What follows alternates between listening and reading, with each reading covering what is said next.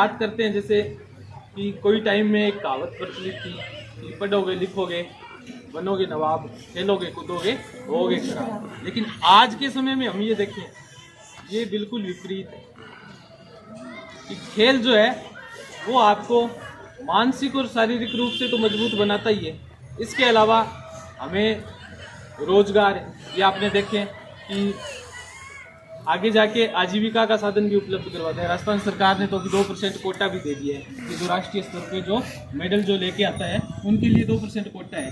और आरएस में भी हम देखते हैं कि एलाइड सर्विस में आपको जाने का मौका मिलता है। और बहुत से खेल है और बहुत से फील्ड है, जैसे रेलवे है, ठीक है, और प्राइवेट कंपनियां भी है, वो भी खिलाड़ियों को आगे अपने स्तर पे रोजगार देती है। मैं मेरा दुर्भाग्य कहूँ या सौभाग्य कहूँ कि जिस समय मैं यहाँ स्कूल में था तो टिब्बी में कॉलेज ही नहीं था। अब उसको सौभाग्य कह दो चाहे दुर्भाग्य कह दो।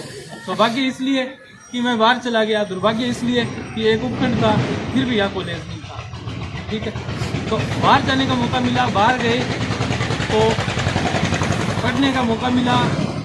जयपुर राजस्थान विश्वविद्यालय से मेरी आगे की शिक्षा हुई है, उच्च शिक्षा जो है राजस्थान विश्वविद्यालय AA में हूँ मैं, और राजस्थान विश्वविद्यालय का गोल्ड मेडलिस्ट भी हूँ, ठीक है। लेकिन यहाँ जब तक मैं पढ़ा 10वीं क्लास में, मैं मेरे परिवार में तो सबसे कमज़ोर था ही था कि पढ़ने में सबसे कमज़ोर था। गुरुजन भी ये कहते थे कि पटवारी जी आपके चारों बच्चे तो लग जाएंगे लेकिन ये पता नहीं क्या करेगा, क्योंकि मैं 8वीं तक तो स्कूल ही नहीं जाता। 4 लोग मुझे उठा के लेके जाते थे, सही बात में, ठीक है। तो बात वो है कि आपकी स्टार्टिंग की एजुकेशन कैसी है उससे कोई फ़र्क नहीं पड़ता है, ठीक है। फर्क यही है कि आपका माहौल, कि शिक्षा के लिए संगत की आवश्यकता है। अच्छा व्यक्ति बनने के लिए आपको एक अच्छी संगत की आवश्यकता है, वो आपकी अच्छी होनी चाहिए, मार्गदर्शन आपका अच्छा होना चाहिए। मुझे लगता है कि अभी जो माननीय अनीता मैडम जी हैं, माता तुल्य मेरे, मैं तो इनसे परिचित भी नहीं हूँ। 15 मिनट पहले इनका फ़ोन आया कि बेटे आप आ जाओ, तो मैंने कहा 1 घंटे में आ रहा हूँ। तो इन्होंने मेरे को एक ऐसा शब्द कहा कि आप युवा हो, आपको तो ये कहना था कि अगले 5 मिनट में मैं पहुँच जाऊँगा। लेकिन मैं कुछ ऐसा काम कर रहा था, इसलिए मैं मैडम को भी बता दूं कि मैं कोई काम में बिजी था, इसलिए मैंने 1 घंटे का कहा। वैसे मैं अभी भाटिया आश्रम में मैं भी एक टीचर हूँ, सूरजगढ़ भाटिया आश्रम में मैं हिस्ट्री पढ़ाता हूँ, ठीक है। और सर मुझे कहते हैं ना कि वीरेंद्र जी ये काम, तो मैं ये कहता हूँ कि सर आप निश्चिंत हो जाओ। 13 तारीख को हमारा प्रेरणा उत्सव था, तो मैं 12 को शाम को यहाँ पहुँचा। सर जैसे ही बैग रखा और रखते ही सर ने मुझे कहा कि आश्रम आ जाओ। मैंने कहा सर मैं तो घर आ गया, क्या आना पड़ेगा। तो मैं बैग वैसे ही उठाया और वापस चला गया, ठीक है। सर ने कहा कि एक प्रोग्राम है उसमें आपको थोड़ी व्यवस्था भी करनी है, 1-2 बैच भी संभालनी है। तो मेरे आलस तो है ही नहीं, बिल्कुल भी नहीं। बस यही है, आपको थोड़ा सा ये ध्यान रखना है। जैसे अभी आप खेल के देखा मैंने, बच्चियाँ खूब सारा, इस गांव से बच्चियाँ इतने अच्छे लेवल पे खेल रही है और बच्चे भी इस तरीके से खेल रहे हैं। क्या नाम बताया बिटिया का? मनीषा के 8 गोल्ड मेडल है।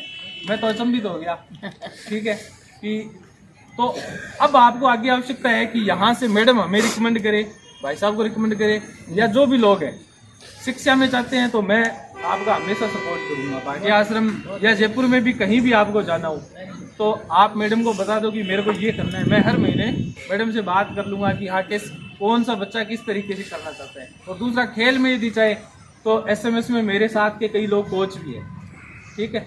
SMS स्टेडियम जयपुर में मेरे साथ के कई लोग कोच हैं जो BPED करने के बाद वहीं सेटल हो गए, तो मैं वहाँ भी आपका खूब सपोर्ट करवाऊँगा।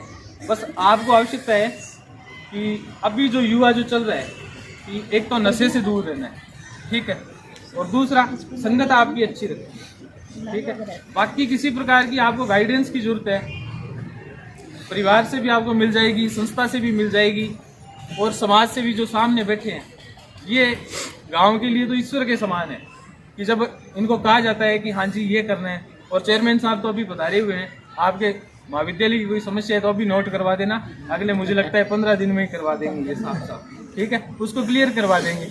और सुजीत भाई साहब, इनको आप आधी रात को भी कहो कि गाँव में ये प्रोग्राम है, ठीक है। मैं तो इनके परिवार से भी जुड़ा हुआ हूँ, मेरा परिवार और इनका परिवार लंबे समय से जुड़ा हुआ है, लेकिन आप इनको भी कह दोगे ना व्यक्तिगत रूप से, चाहे संस्था के माध्यम से नहीं कहो, फिर भी आपका काम गांव में हो जाएगा, ठीक है। तो शिक्षा से संबंधित कोई काम हो और खेल से संबंधित किसी प्रकार का गाइडेंस हो, जितना पॉसिबल है हम करेंगे, उससे ज़्यादा भी करेंगे। और हम अपने अंदर भी सुधार करेंगे कि ठीक है, रैंक अच्छी ला के और ज़्यादा अच्छी जगह पे बैठने का प्रयास करेंगे। और इस एरिया में तो मैं जहाँ से पढ़ा हूँ भाटिया आश्रम, वहीं के अधिकारी आते हैं। एसडीएम साहब अभी वहीं से हैं, तहसीलदार जी वहीं से हैं। तो वैसे भी कोई आपको आवश्यकता हो तो आप संस्था प्रधान को बोलिए, हम काम करेंगे आपके लिए। लेकिन संगत और अपने आप को नशे से दूर रखना है, ठीक है। और युवा देश का भविष्य है, इसको आप थोड़ा सा ध्यान रखना। और बाकी आपने इतना समय दिया संस्था ने और बच्चों ने, उसके लिए बहुत बहुत धन्यवाद।